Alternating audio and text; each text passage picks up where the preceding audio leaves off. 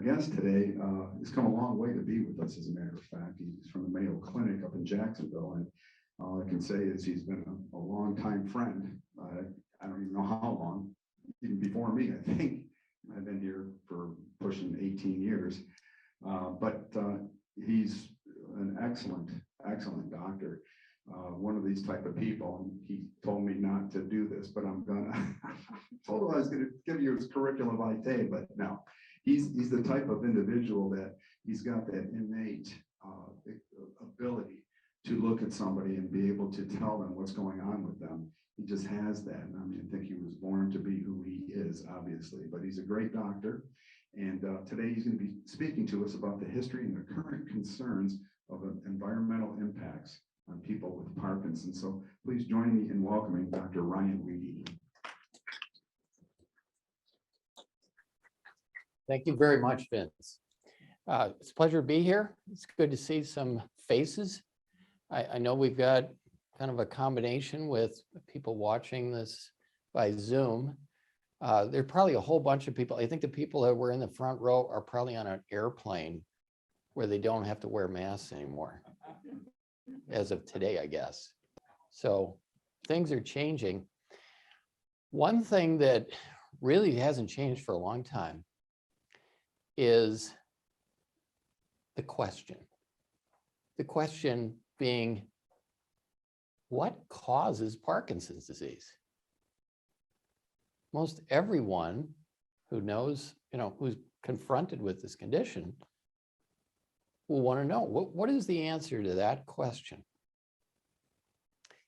Today, this is going to be speculation afternoon, okay? Because God only knows what causes Parkinson's. And in fact, there might be hundreds of causes, in my opinion. But I'm going to tell you about some of the things that people have studied and really wondered about over the years. So ironically, the last time the world had a pandemic, does anybody know about that last time? Is anybody around? Well, this was 1917. The von Economo encephalitis virus. So there was a virus. It affected gazillions of people around the world, lots of people dying. And also, they found that with this particular virus infection, a lot of people seem to develop Parkinsonism. How strange. Anyway, the thought was, maybe some of the people who didn't get Parkinson's right away from this virus had just a little bit of impact from the virus. And with time, aging affecting our brains, we all lose brain cells over time, that maybe that infection, the von Economo pandemic, was what was a big cause for Parkinson's disease. So the prediction people had in the 1960s and 1970s, and even into the 80s was, you know what? We may start to see a decline in the number of people who have Parkinson's, because the people who have been exposed to that virus are slowly, moving on to heaven, right? There are not as many people around anymore who were exposed. So this was studied. People who are keeping track of, well, okay, what's the prevalence? What's the incidence of Parkinson's? People were studying this in different populations. And what they found, nothing happened. It didn't become less common. Now, that didn't stop people from looking for other infectious potential causes. And actually, there are a few infections that may cause Parkinson's in people. They're pretty unusual, to be honest. People are usually really, really sick. Japanese influenza type A is one of those viruses that has been shown to be associated with Parkinson's. But for the most part, I think most people think infections, probably not so likely. One of the other things that has been noticed is that it's pretty unusual for a husband and wife to both have Parkinson's. In fact, it seems to be less likely than you'd expect just by chance. So you kind of would guess, like, if there is anything about Parkinson's that's infectious, you'd think maybe the spouse might also come down with it, so to speak. But that doesn't seem to have proven to be the case. So most people believe that infections as a underlying cause for Parkinson's, pretty unlikely to be a major cause. What are other things that might be in the environment that might be a potential cause? Well, in the 1960s, there were a bunch of people mining manganese. And this was in South America, and a whole bunch of these miners came down with Parkinson's. They were slow, stiff, not moving very well. And people wondered, is there something about manganese that might be toxic to the brain and cause Parkinson's? It turned out too that when levodopa was first available in the late 1960s, one of the first groups that was treated were these miners that had the manganese exposure, and they seemed to benefit from the drug. So people kind of wondered, well, I don't know, when's the last time you were exposed to manganese? Like, who even knows what that's in, right?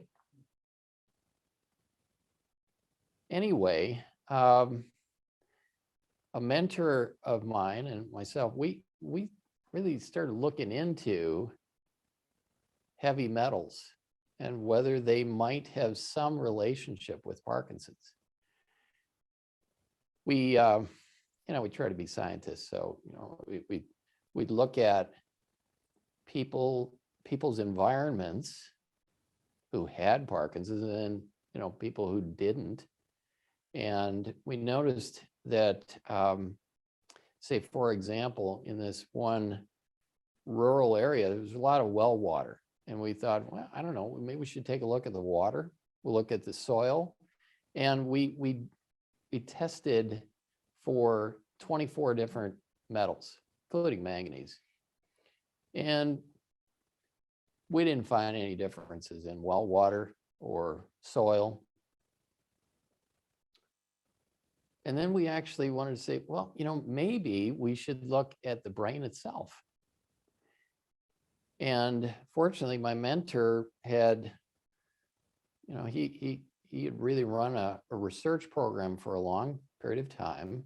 And he had many patients and others who he had seen for a long period of time and who had donated their brains for research.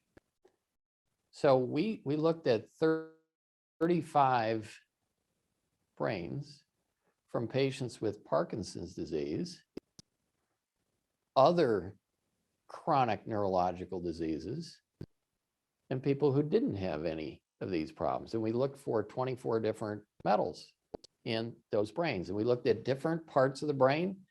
I remember we, was talking to an engineer person here. They always have these devices that we've got an atomic absorption spectrophotometer. We can measure the concentration of all these different metals in different parts of the brain. Anyway, so we did the experiment.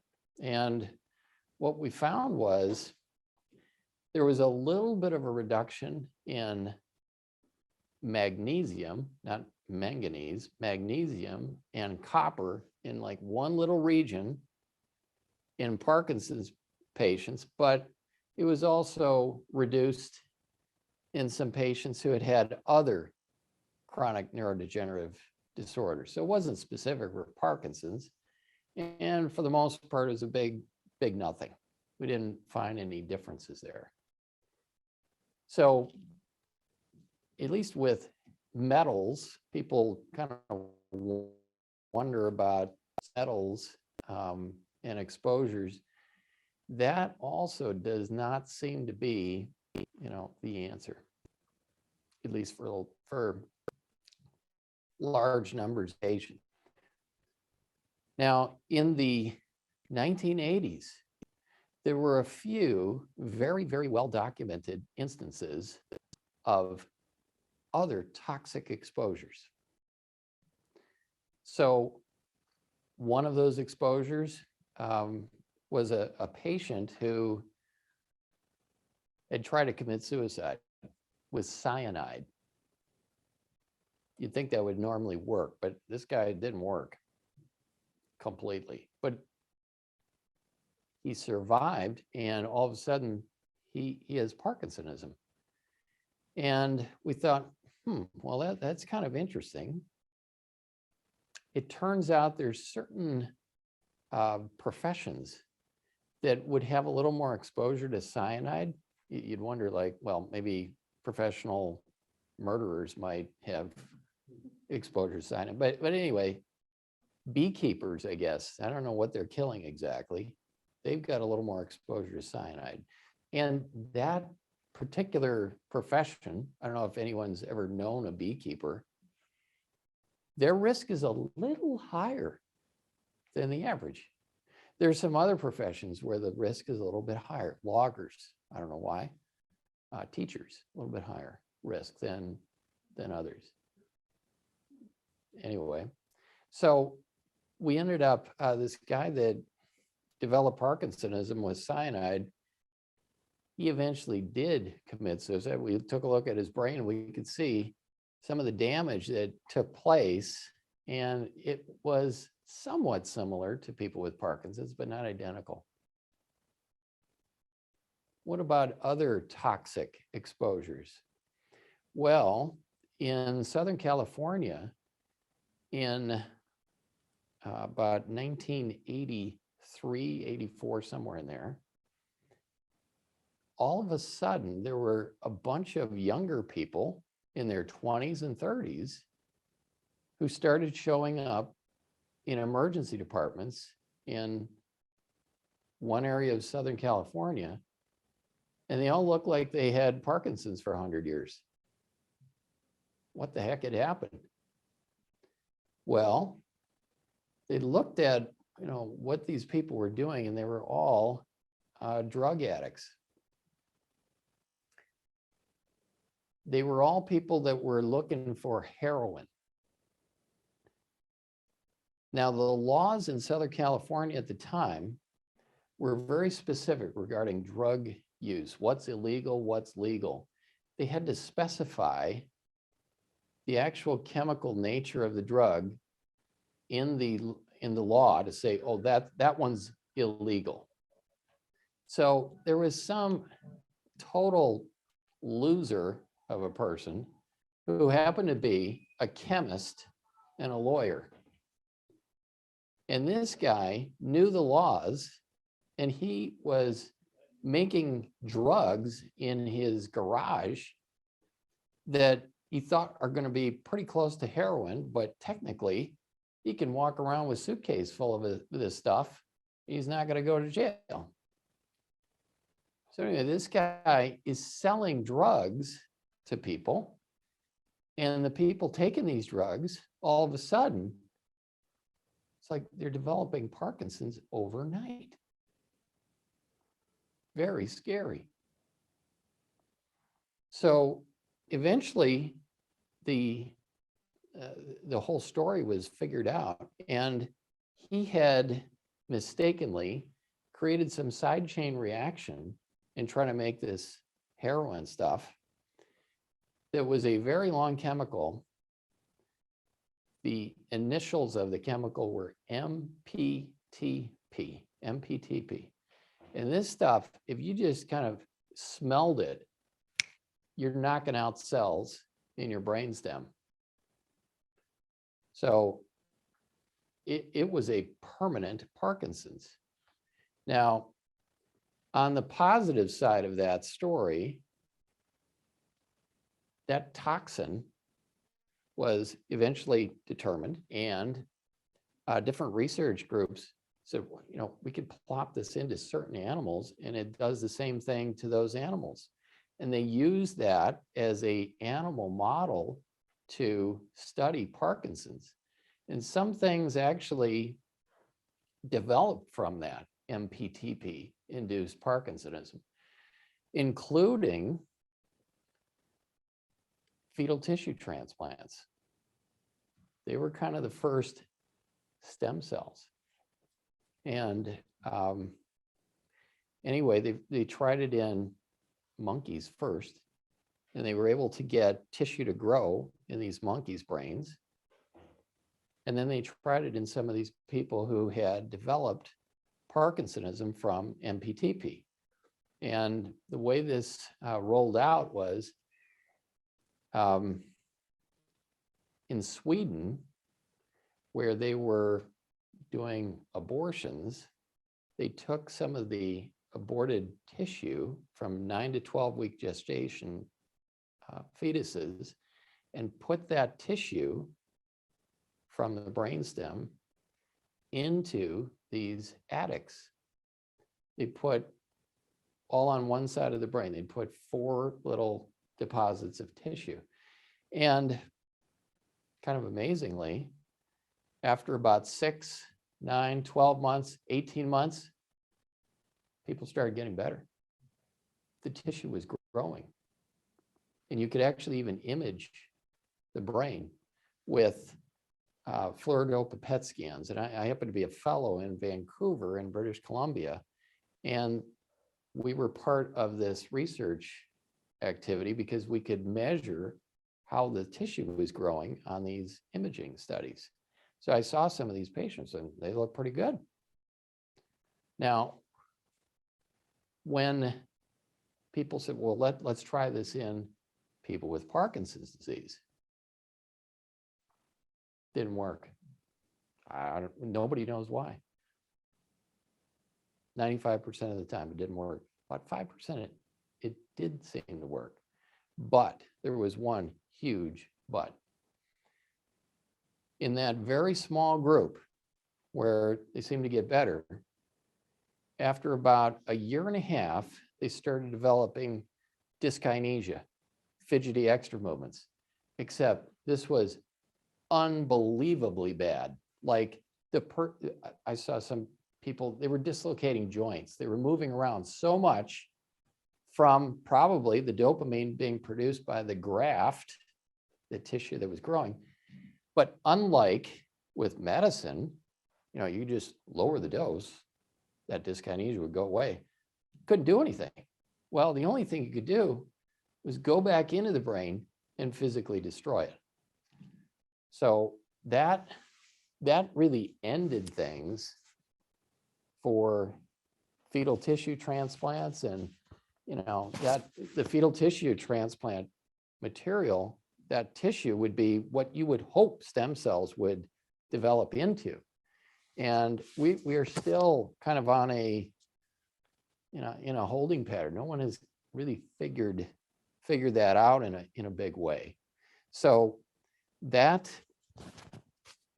was, you know, part of the ramification of this MPTP story. But because of MPTP, people started looking around like, is there something similar to MPTP in the environment that maybe, you know, just little snippets of it, maybe that would be one of the causes for Parkinson's. We came across a patient, young person, who was doing something that clearly wasn't healthy. I didn't even know what it was. Does anyone know what huffing is? Don't you sniff glue or something? Okay, so and Vince doesn't have experience with this, but huffing, well, I'll tell you what this person was doing. She was a young woman, and actually, I met her when I was a fellow in Vancouver. She was probably 31, and she had been huffing lacquer thinner. So what she was doing was she'd buy lacquer thinner, pour it on a rag, stuff the rag in her mouth, just keep breathing and get high. And she did this, every day, pouring the stuff. And she didn't seem to be abusing any other drugs. So we thought, I don't know, there's something about this stuff, because she looked like she had Parkinson's for a long, long time. And when we did the same kind of imaging studies in our research center, she looked like her brain was looking just like the average person with Parkinson's. So we thought, wow, there's something about this particular agent. And anyway, this is back in a different time, but I actually went down into the kind of bad area of town where this was happening. And I asked her, are there other people using this? And she goes, yeah, my cousin Arnold, her name was Wilma, and he's been doing it. And I went to where this guy was staying, knocked on the door, and he clearly had some neurological problems, but it was different. He was really clumsy. It looked like, well, he had lost a lot of his vision. He's a young person again. He had some optic nerve problems. He was also extremely uncoordinated. But anyway, I asked him, hey, would you like to see Wilma? She's back at the hospital. He goes, yeah, okay. And so I brought him in my car back to the hospital, and I bought him lunch. And I'll never forget, he was so clumsy. I got him a sandwich and an apple. I've never seen anyone. Because he had such a hard time getting his hand to hit his face, he'd take the whole sandwich, shove it in his mouth all at once. He did the same with an apple. It's like, holy mackerel. He was so uncoordinated. When we did the imaging, it didn't look exactly the same as Wilma's. It was different on his imaging. But the question was, well, is there something in that lacquer thinner that we can identify? We actually sent it to the NIH, the people that had found MPTP. We were wondering, I don't know, is there just a trace amount of MPTP in this lacquer thinner? Because what I did was I went down to the same hardware store where she was buying this stuff. I bought a whole bunch of it. And then we had it analyzed in different ways. And it was mainly toluene and some other organic solvents that are in that lacquer thinner, which, in some ways, I kind of wondered, like, every time we put gas in our cars, we're all kind of getting a whiff of something, right?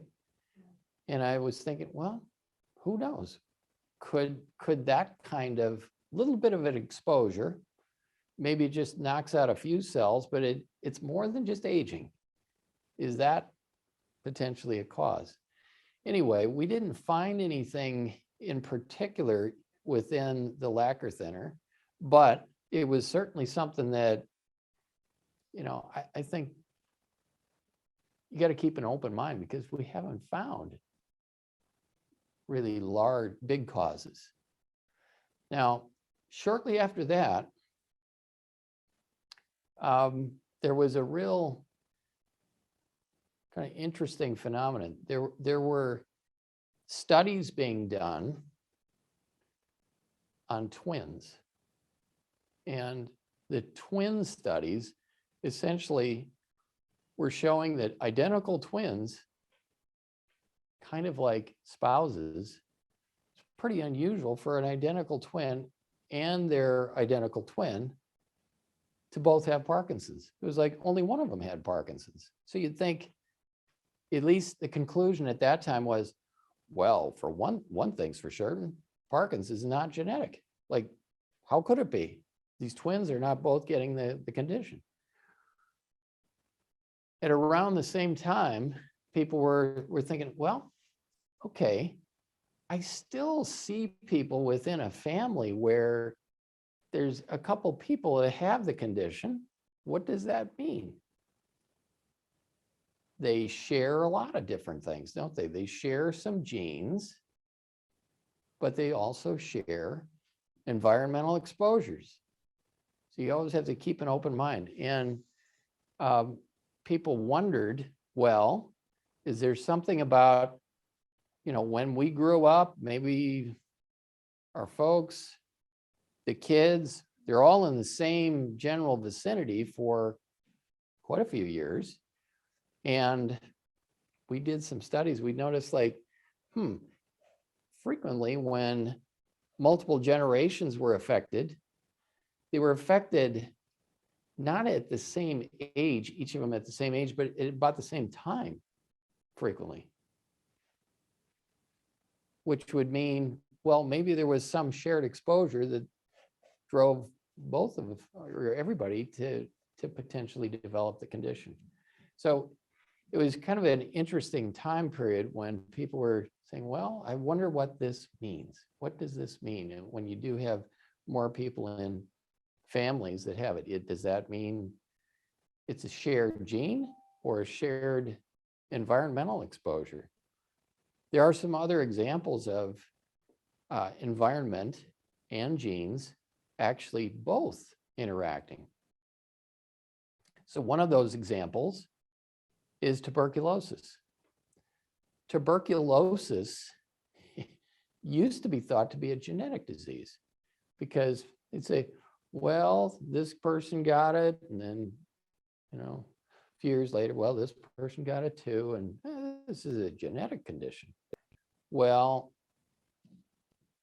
it is and it isn't. So the North American Indian population it turns out their genetic makeup is much more susceptible than the European Caucasian makeup to having tuberculosis infections. People from the European background, they can get exposed to TB, that bug, and they don't oftentimes get the infection like North American Indians. They get it and they just can't clear it. So there's some susceptibility that's probably related to their genetic makeup. Anyway, so is your head spinning already? I mean, it's hard to figure this out. I'm going to tell you about one more speculation study that was done that I happen to be involved with a real smart mentor of mine. And we took advantage of the fact that in this one province, kind of like a state in Canada, they had medical records for every person in the whole province. And as such, they could tell well, who's had a heart attack, who's had a stroke, who has Parkinson's. We were able to identify every single person in the whole population that had different diagnoses. And we said, you know what, we're going to look at people who've developed Parkinson's when they were fairly young, like 50 or under. Because we just kind of guessed, well, they must have gotten more of an environmental blast of whatever it is than most people. And when we looked at that population, what we found was, and this was like off the charts from a statistical perspective, those people who developed Parkinson's younger in life, they were all from rural environments as opposed to urban centers, like all of them. They just, the p-value was like, 1 times 10 to the negative 15th. I mean, it was just ridiculous. So it's like, okay, what about rural upbringing might be different than an urban upbringing? And we just started thinking about, well, okay, central water supply, that'd be one thing. Farming takes place, and probably pesticides, herbicides, fertilizers, there'd be much more exposure of those things. And anyway, we started to really delve into this. And very quickly, that same research paper was duplicated many places around the world. They all said, oh, yeah, we're finding the same thing in Germany, in Japan, in South America, all over the place. Rural exposure, pesticides and herbicides exposures, there's a higher risk, or a higher association. That's the key word, association. And then there even were some cases that were found where people had blasts of different kinds of pesticides. You may have even seen on TV, a paraquat. Okay, paraquat is something that kills certain weeds or something. And if there was some guy who inhaled a whole bunch of it, like he's trying to siphon a jug of it to something else, and he essentially got a whole bunch of this stuff, and then he developed Parkinson's, and there's always somebody to sue at the end of the day. But anyway, that question about pesticides and herbicides has been something that many researchers have been looking into. And I would say, I don't think that that's the answer either, even though, like, this is one of the things that we suggested. Why? Because when we subsequently looked at it, what do I know about pesticides and herbicides? Pretty much nothing. But I looked at, okay, when did these things first started to be used? It was in the late 1920s in farming. And about every 10 years, there seemed to be a new bunch of chemicals that were used. Like, they didn't use the same ones throughout the whole time. So about every 10 years, there's something different. So we thought, well, if there's something to this, let's look at the incidence and prevalence of Parkinson's in the same region that's having the different chemicals used in their farming. You would expect that there might be some, blips up and down. Maybe there's a 20-year lag before you'd notice something.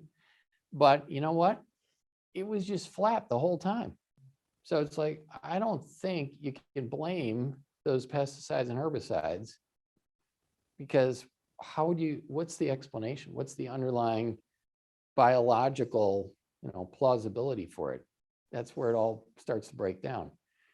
And yet there's still a lot of papers that are saying, oh, this is, if you survey people, there is a higher preponderance of pesticide and herbicide exposure. Now, personally, I think you could probably ask the question, were there chickens walking around when you were growing up? Because that would be another thing that would probably be, true. So the bottom line on that is, there's probably something there, but we don't necessarily know what the real, crux of it is, the real explanation, at least in my opinion. Now, that has not stopped certain things from taking place that are really predicated on some of that research and some of those reports. Many of you may be aware that the US Veterans Administration has identified Parkinson's and some other neurodegenerative diseases as potentially related to exposure to Agent Orange. Agent Orange is a defoliant. It's, you know, something that was sprayed particularly in Vietnam and in Korea. And the VA will give benefits if you've had some of that exposure. Now, I honestly don't know what the, you know, specifics are in terms of tying that to Parkinson's, but there's probably, I think it just stems from this association that I mentioned that, again, seems like a pretty solid association, but it's not necessarily with pesticides and herbicides. It's just something about the rural environment. So anyway, bottom line is, spent a lot of time talking about speculation, and yet I don't think anybody has an answer for this. And in fact, it may be that there are lots of different causes, and there may be certain causes with certain genetic makeups that lead to Parkinson's. But, you know, the gene story, it's probably an influence of maybe 5–10%, maybe higher. You know, if you're a geneticist, it's probably, you could make an argument that it's a strong influence.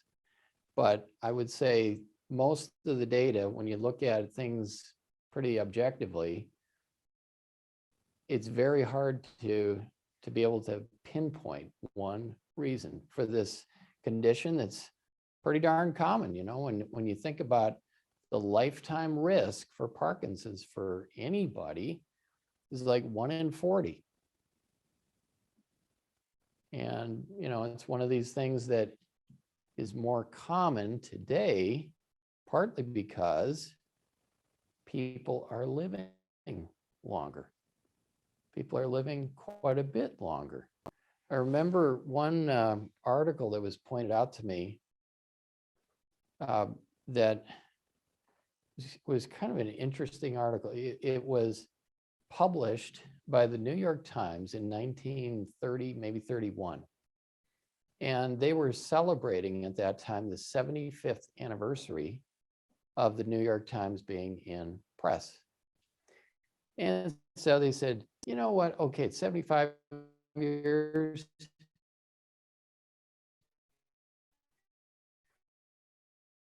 Let's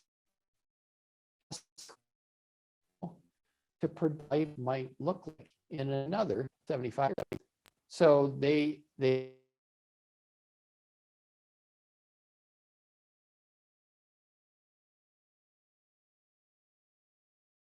asked some real luminary types, like, and they happen to ask one of our founders. I work at Mayo Clinic. They asked Will Mayo, here's your question, Dr. Mayo.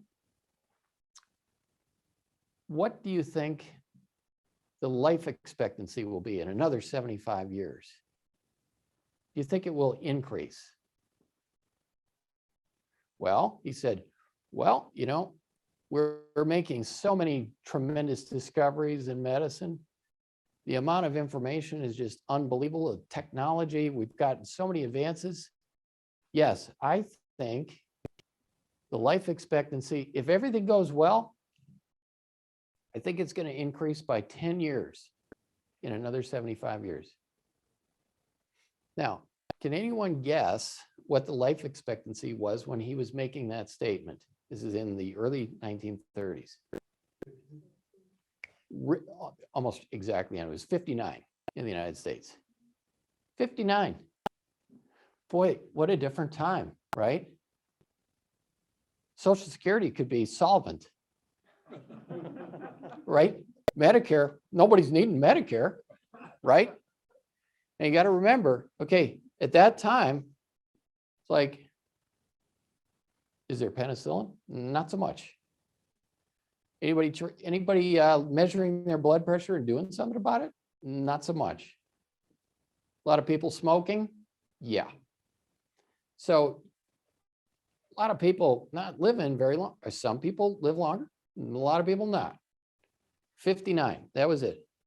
Okay, fast forward another 75 years, Will Mayo, he was way off. It's, you know, right now it's over 80, right? So it's not 10 years, it's more than 20 years. And that, you know, when you think about the cells that you get from the creator and you don't get any more, well, those would be the brain cells. You know, our skin, almost everything else turns over a gazillion times. But you just get, you know, one complement from, you know, in terms of your neurons, your brain cells. So now that we are surviving longer, there are more people who get to a point where, yeah, now the nerve cell loss in that one region of the brain that causes those symptoms of Parkinson's, that's a reality more frequently. In terms of what the cause is, I think I've shown you that even though I've been kind of looking into this for a long time, I don't know. I don't know. It's something that is still worth pondering and trying to keep an open mind on. So anyway, a lot of talk without too many answers, but I hope it's of some interest to you. I'd be happy to try to answer any questions if people have them. Yes. Are any of the organizations like the Michael J. Fox, Davis Finney, or the National Parkinson Foundation, or whatever, focusing in on this question? Yeah, so for the folks on Zoom, the question was, are any of the Michael J. Fox, Mr. Finney Foundation, NIH, other research organizations looking at cause? And I would say, yes, they absolutely are. Lots of groups are keeping registries of things that they think might be important. I mean, I've got a database. I started it in 1994. I kept track of a lot of things. There are a few things I didn't keep track of, like, shoot, you know, I maybe should have done that. Like there's been people that have kept track in these registries of things that we all take for granted. Like, doesn't everybody smoke? Well, no, not everybody does smoke. How about coffee? A lot of people drink coffee. It's turned out that smokers seem less likely to get Parkinson's. Now, before you go out and buy some cigarettes, again, it's probably an association, because there have even been studies now done with nicotine to see, like, well, does that somehow slow down the natural progression of the condition? It does not.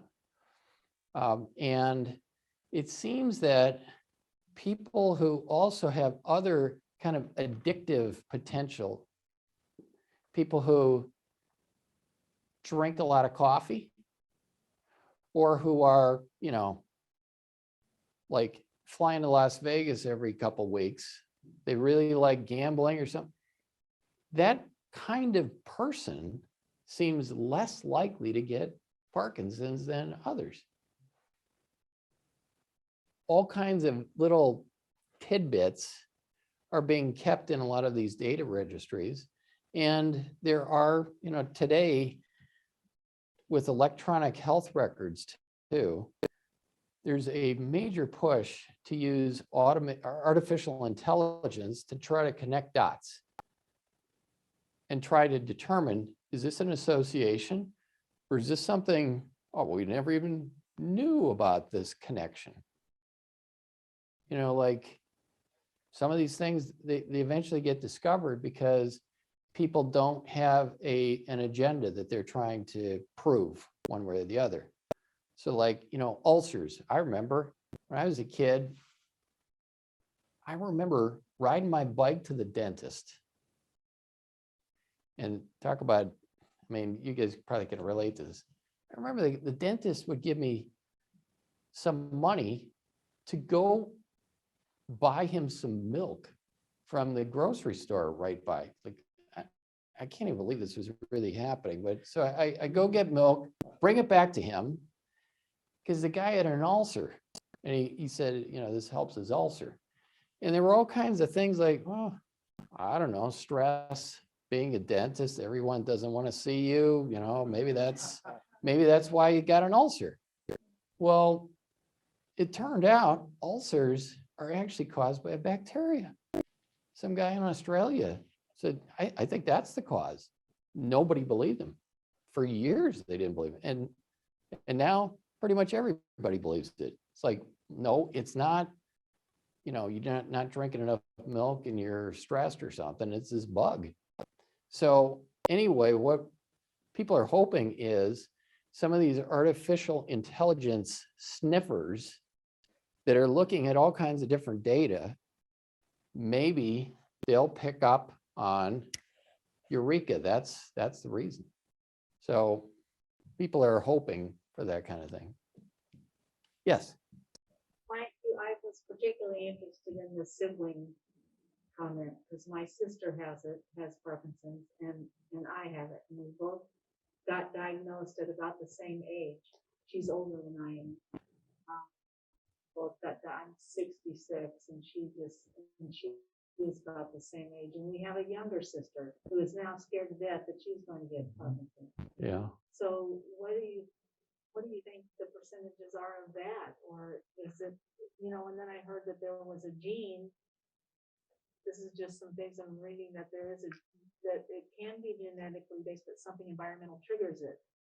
Yeah. I don't know, but just what's your take on that? I mean, Well, if the general population, you know, would be 1 in 40, your sister is probably more like 1 in 30 chance, maybe a little bit higher. The gene story, there are about 12 genes that have been found that absolutely cause Parkinson's, like definite.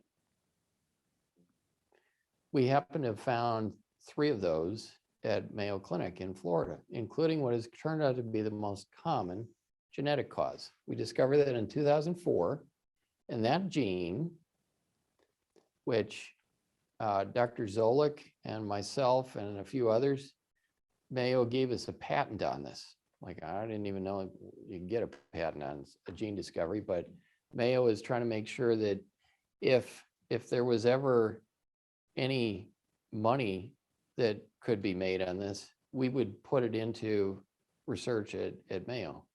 Well, I can tell you, I mean, I've gotten like 0 cents from this. It's not part of my retirement plan. My wife always laughs when I get this statement. But anyway, that has not stopped certain companies like 23andMe to do, they grab genes and they go, oh, $99 and we'll do a screen. And 3 months later, hey, there are some more genes.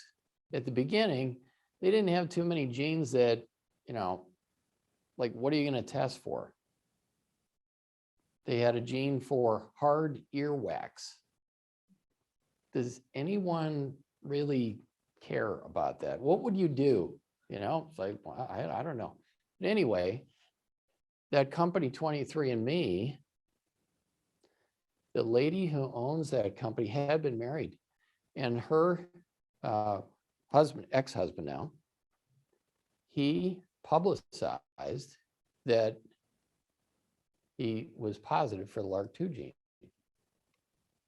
That's the most common gene cause. It only explains maybe 2% of Parkinson's in the United States. But anyway, he goes, I don't have any symptoms now, but I'm at some risk. Well, he's wrong. He's at 100% risk. If he lives long enough, he will definitely develop Parkinson's. Now, we don't have a treatment that we could give him, even though we've put that gene into mice and other animals, and we're studying, like, hey, is there a way to influence the natural progression of this condition? Because if there is, these mice live like life and fast forward compared to people. Maybe we could take whatever that treatment is that slows it down and give it to people who have that gene, who don't even have the condition. Maybe they'll never develop symptoms. Anyway, that would be kind of the goal. And I would say until that was a reality, I wouldn't even do the gene test. But anyway, this guy, his name is Sergey Brin. He's the co-founder of Google. He has the LRRK2 gene. He's going to be the next famous person who someday develops Parkinson's. Now, what do you do if you think you're likely or you're at more risk to develop Parkinson's? I would say right now, about the only things that we would suggest is, exercise regularly, keep your mind active, physically active, have a well-balanced diet. That's about it. Question along those lines with regards to the genetic, what's the, if you will, morbid curiosity on that, yet there's interest. And then even if they were to determine that the person would get Parkinson's, like you're suggesting, what would they do with it? Now, there is, and I'm certain you're familiar with this, and if you were at our meeting in February, we had a gentleman from C&D Life Sciences. They do a skin test, and they pull a skin sample from several different parts of your body, and it targets the alpha-synuclein. It actually, they can show you on a scan where there's a fold of alpha-synuclein in your in the nerves, in the nerve fibers, which that this person will have Parkinson's. Which is not true. It's not true. It makes it more likely, but it's not true. And I know it's not true because I actually had this discussion a little bit earlier today. When we found the LRRK2 gene in a family where there were multiple people that had the gene abnormality, and during life, they all looked like they had Parkinson's. In that family, we had 4 people who actually donated their brains. And Dr. Dixon, our neuropathologist, first rate, he looked at the brains. Now, he looked at the brains and was looking for alpha-synuclein, Lewy bodies, tau, bunch of proteins. And he made 4 different diagnoses.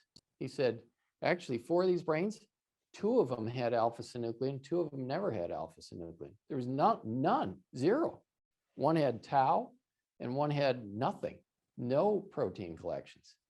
So it's like, and he actually used the Johnny Cochran defense. It's like, you guys must have mislabeled the information. You got the wrong person in this, that it's all messed up. No, it wasn't. He just was blinded to the fact that, hey, this gene looks like it's the responsible. So you have to believe either the gene has nothing to do with it,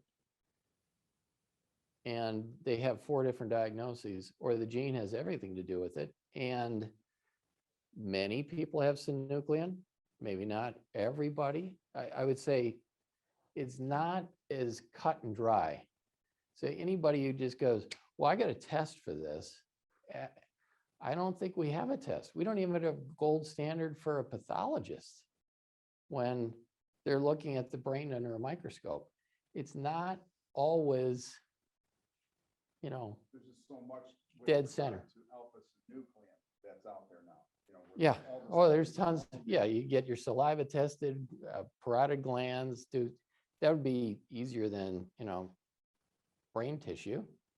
But I would just say, still, it's one of these things where, well, maybe it's of some interest, and perhaps there will be better treatments for people with these different criteria, including, oh, we're measuring synuclein in your skin or whatever, right? darn Parkinson's. That kind of thing. I'll tell you, no matter where you turn with Parkinson's, isn't it true? It's just dynamic.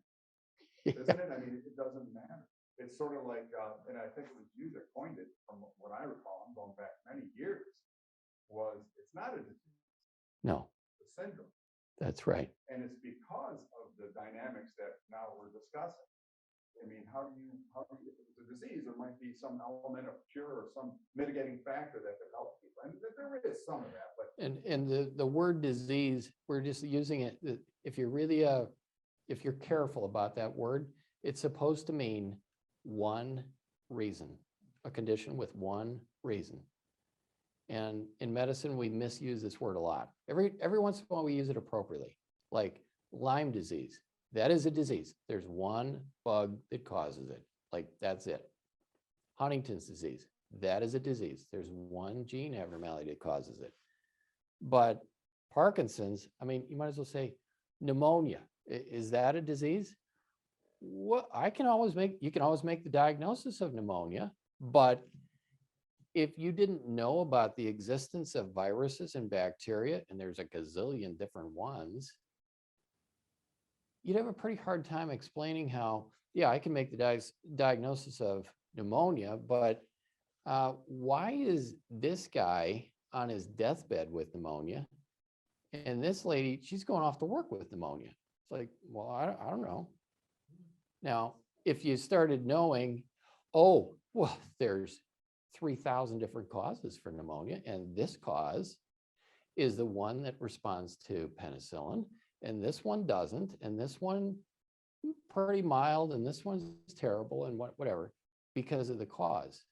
So that's the distinction that Vince is making, that Parkinson's right now is in that kind of pneumonia-like syndrome. It's a disorder. Who knows? There could be many different scenarios leading to that condition, but it's not really one cause, one disease. So, when people go, well, when are you going to find the cure? That's assuming there's one cause, right? Yes. Hi, Dr. Woody. We have a question from the online audience. Oh my. Wow. Mary Jo asked, is there any positive research that's come out recently towards identifying environmental cause? Any positive research? Well, I think all of this research is positive in the sense that it informs people. And at the same time, sometimes it might not be the answer that you necessarily want. We know that, getting back to kind of that data registry, that there are things that people can do that seem to improve their futures. So those would include staying healthy, treating high blood pressure, any kind of vascular problems that a person might have. If you can reduce that, those chances by making certain that you're not smoking, your blood pressure is in a reasonable range, and that you exercise. We know that research has shown people who are exercising to the tune of 150 minutes, not per day, but per week, of aerobic exercise. So that would mean something that gets your heart rate going, where you might even be in danger of breaking a sweat. That's what aerobic exercise is. It is not, yeah, I get the mail. I get the mail, or, well, I take the dog for a walk. That's got to count. Well, maybe for the dog, but it's not. What we're talking about is kind of pointless exercise that you're doing something that gets your heart rate going. That is positive research that shows, hey, people who do that are much less likely to have major balance problems in the future and cognitive decline. Now, after I tell patients all the time, so, your goal is 20 minutes a day. Can you somehow get to an average of 20 minutes a day? And many times people go, do you have a medicine that might do the same thing? Is there a pill that I could take? Because, it's kind of dicey. So that's, that's a behavior change. It's not so easy. And I think, a lot of people, even with COVID, it's like, well, I'm not kind of going out anymore. People are all just have a tendency to get pretty sedentary. And so, now's the time to hopefully reverse that. I'll just finish by saying the exercise that I think that I've been most impressed with that patients are doing is Rock City boxing is a big thing. That's really positive, but that's a major commitment too. The other thing people can do is, most people in their house have something like this. And just doing this, so squats, I'm telling you, this is major exercise. So I keep doing this and my legs are going to be burning. I'm going to be out of breath. Lifting major weight. And this is absolutely aerobic. If I said, well, I could go to the gym. If I just did squats for as long as it would take to get to the gym, this would be a major victory. Because when you think about it, I see people all the time, they go, well, I can do that. So they're getting up, they're doing this kind of stuff, right? You see people like this all the time. And then when they sit, they're going, it's the same muscles that execute both of those movements. Now, if you can do this, you can do this safely. You're not going to collapse onto the toilet. What if you miss? Bump, you just broke a hip, broke a wrist, then you're in big trouble. But if you can do that, and if you can walk, you're in the game. You're independent, right? If you can't do that or walk, you got big problems, right? So if you're going to say, what should I do exercise-wise? I guess you could lift weights, but this would be something pretty important because everybody in the room in another 10 years is going to want to be able to do that. So I would say, that's the kind of positive research that you can't look past. And yet, yeah, we'd all like something that, do you have a one-time pill here that might answer things? Because I'm pretty good at eating potato chips too. That would be, if somebody could come up with the right kind of potato chip, I'm all for it. All right. Thank you for your attention. I hope you guys all have a good rest of your day. Okay.